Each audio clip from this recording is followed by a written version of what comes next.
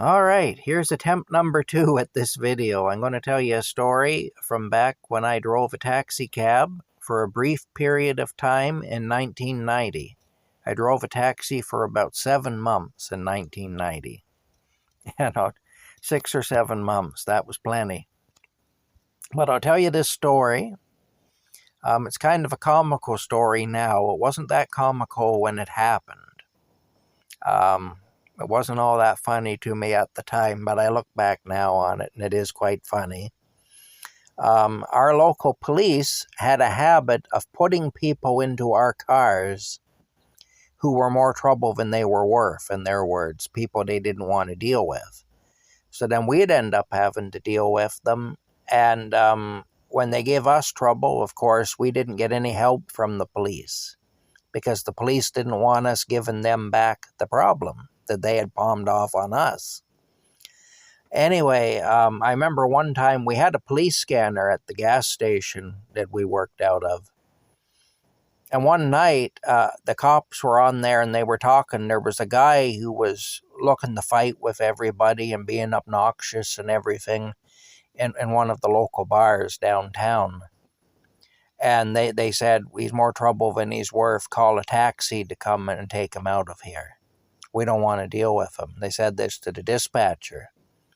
So I said to the girl who was dispatching cabs at our gas station, I said, when the phone rings, I'll answer it. And sure enough, the phone rang. I answered it, and it was the Perth police, although they didn't identify themselves as the Perth police. But I knew it was them. And they said, we have this guy, is a guy needs to be picked up at such and such a place at this bar. And I knew that's where the police were, so I knew this was the guy they were going to try to palm off on us. And so I just told them, I said, well, there's no cars available right now. We only got one car on tonight. And I said, it's on its way to Smiths Falls. It'll be about halfway there right now. And I said, it'll be a while before he's back. So I said, we don't have anything available right now. And so they said, all right, that's fine. And they hung up. And then I heard them on the radio saying, well, there's no car available with the one cab company, so we'll call another one, and so on like that. So I dodged the bullet that night at least. But still, they put these people in our cars, and it wasn't very pleasant. One of the people that they put in our cars was a fellow by the name of Mike Murphy. Mike Murphy was a short Irishman. He was just a small Irishman, tough as nails though, and he liked drinking. And he was your stereotypical Irishman, you know. And Mike Murphy, I say, he was a good guy.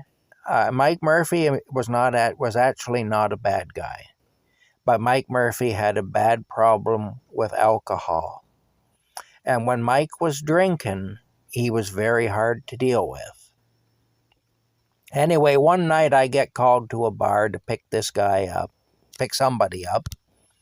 I'll paint the picture for you. I'm driving a 1984 Buick LeSabre sedan, a great big dark blue colored car with a dark blue interior, really nice car. That was my taxi cab that I drove, and 1984 Buick LeSabre. And anyway, I pull up along the curb. Mike Murphy gets in the car. Mike Murphy says, I'm going up above Lanark. Well, I didn't like to go up above Lanark, because, especially at night, because it was a dangerous place to go after dark. It was a place where you could be shot to death. Back then, especially. It isn't that bad now, but back then it was really bad. And the roads up there were bad, and there were a lot of hillbillies living up there, and I mean real hillbillies. And these were people that would kill you. You know, you had to be very careful. And they didn't really like strangers coming around after dark and everything up in there. They didn't like that. And the problem with Mike Murphy was that he wouldn't tell you where he was going. He wouldn't give you an address or anything, so you'd end up with him in the car with you for a long time. And then you'd have trouble getting your money from him when you finally did get him where he was going. It was always an ordeal having to deal with Mike Murphy when he was drunk. Now, Mike was tough as nails. They talk about, there's that old saying, when it's really cold, they say it's cold enough to freeze the balls off a brass monkey. Well, Mike wasn't a very big man, but he was tough and he could fight. And he liked the fight when he was drunk. And that's probably why the cops called us to get rid of him instead of dealing with him themselves, which they should have done. But anyway, that saying, freeze the balls off a brass monkey. Well, Mike could beat the brass off a brass monkey. He was tough, just a real scrapper too, Anyway, but he seemed to take a liking to me, and actually I didn't mind Mike. I just had trouble dealing with him when he was drunk.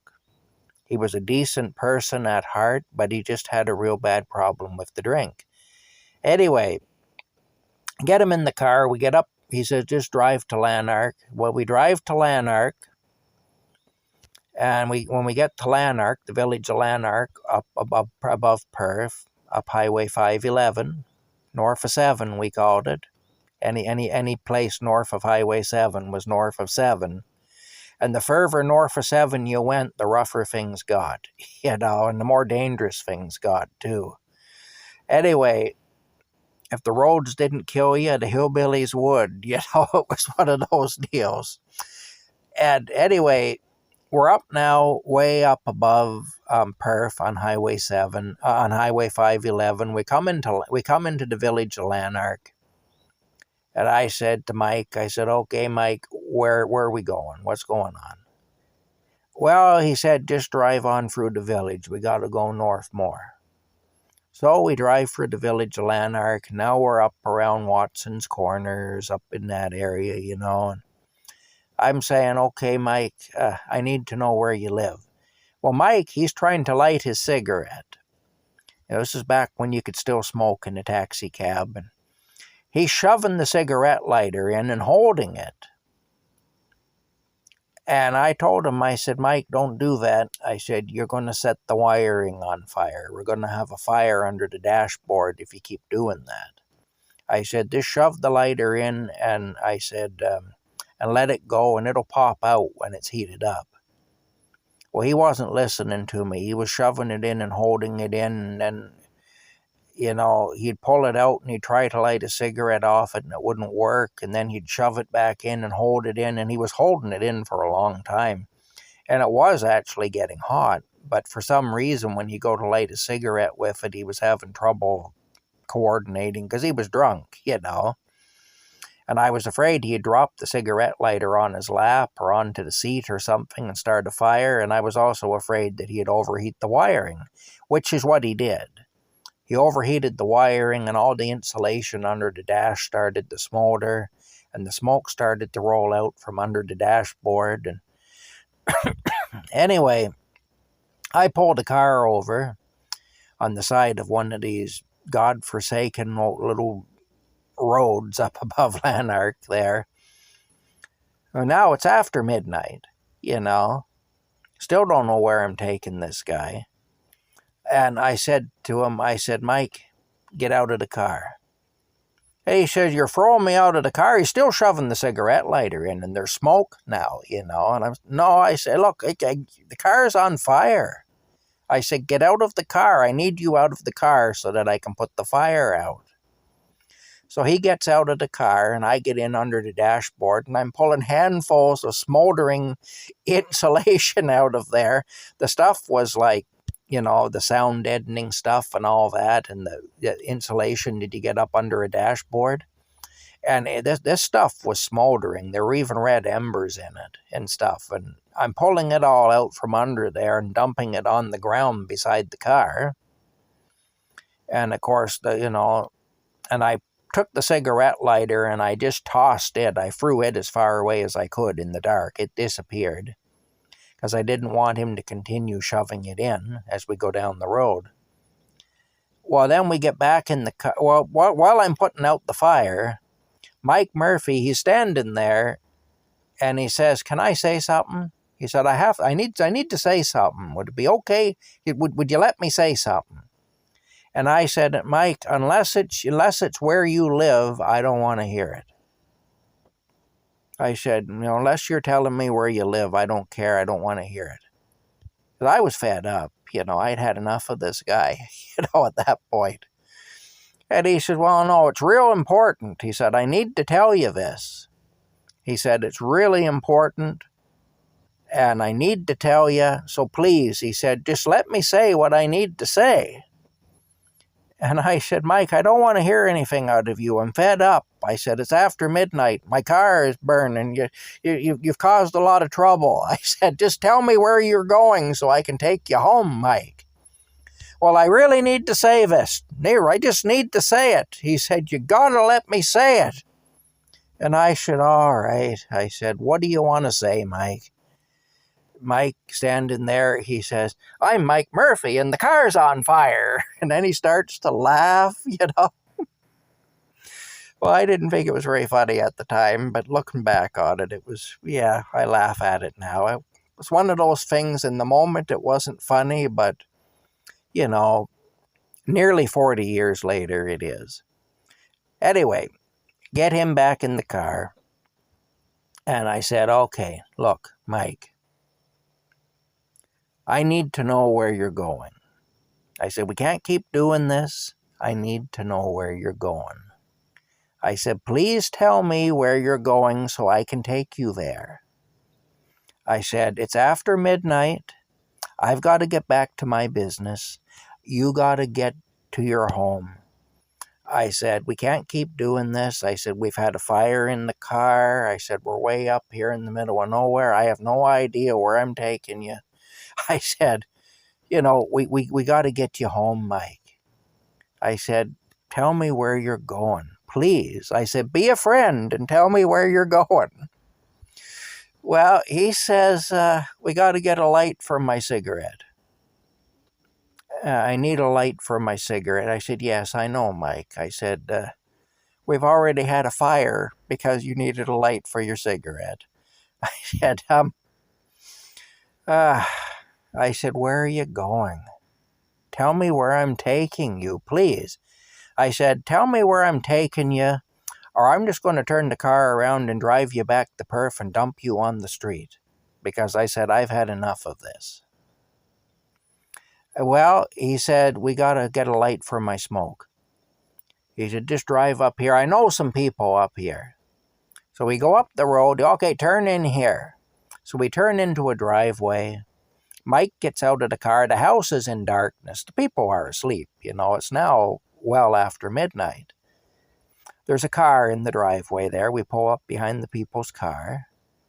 And Mike, he goes to the door and he's banging on the door and roaring at the top of his lungs. Nobody's coming to the door.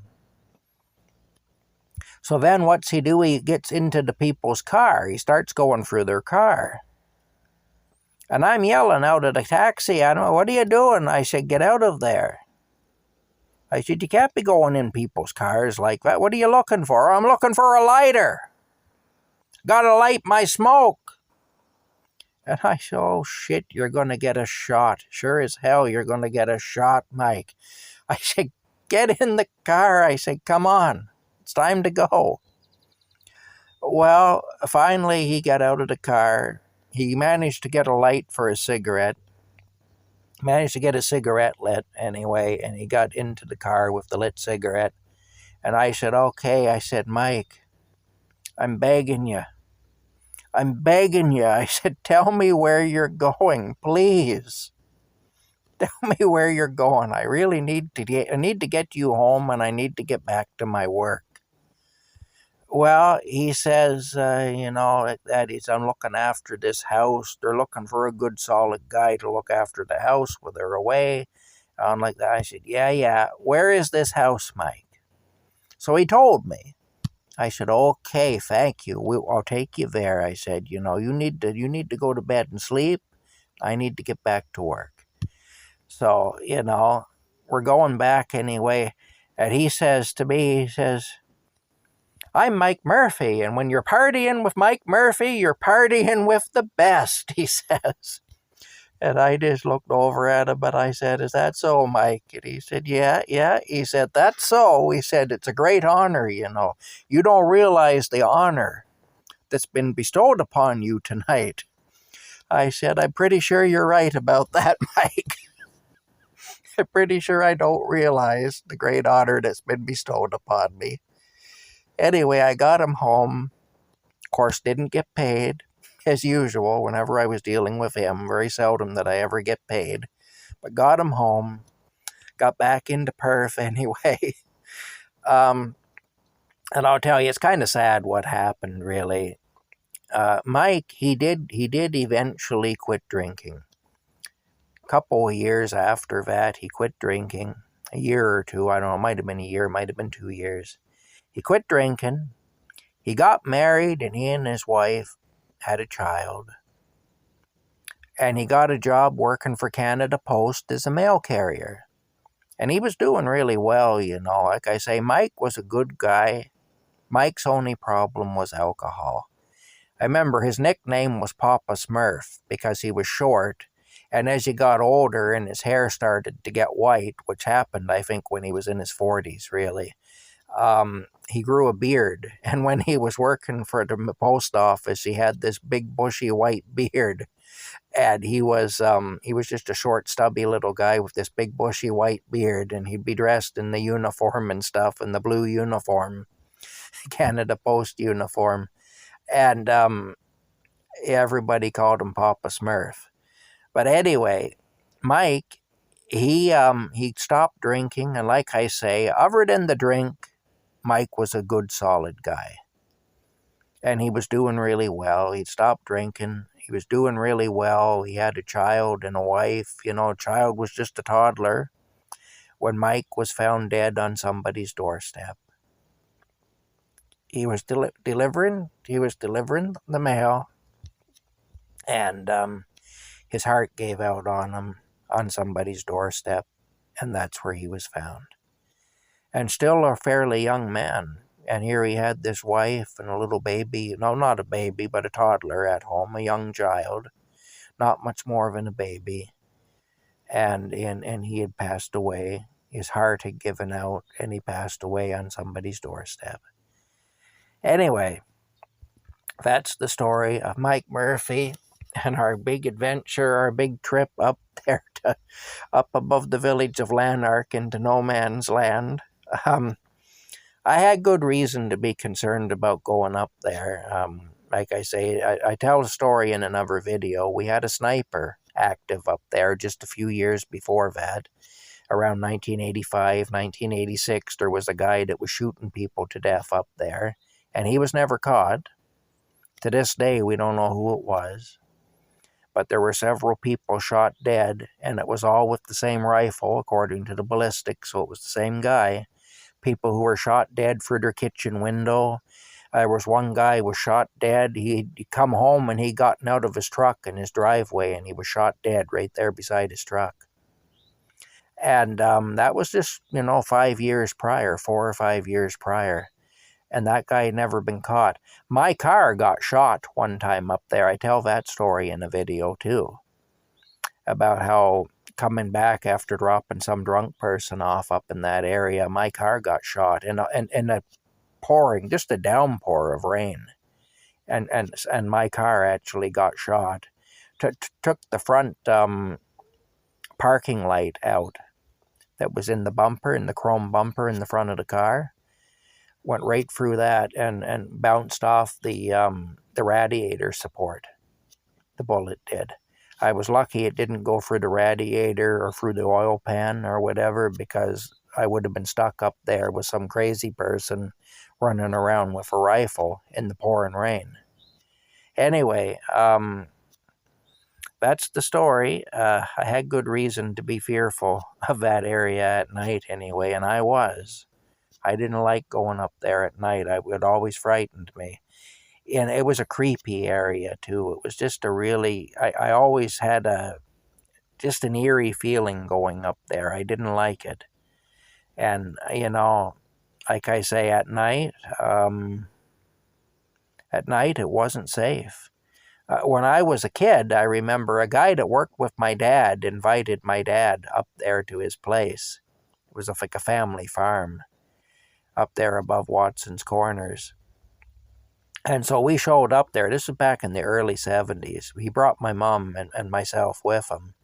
I was just a little kid at the time. And I remember we pulled the car into the yard and we're getting out of the car, and a man came out onto the porch with a shotgun. And he cocked the gun, pointing the gun at us. And he said, "Identify yourselves and state your business."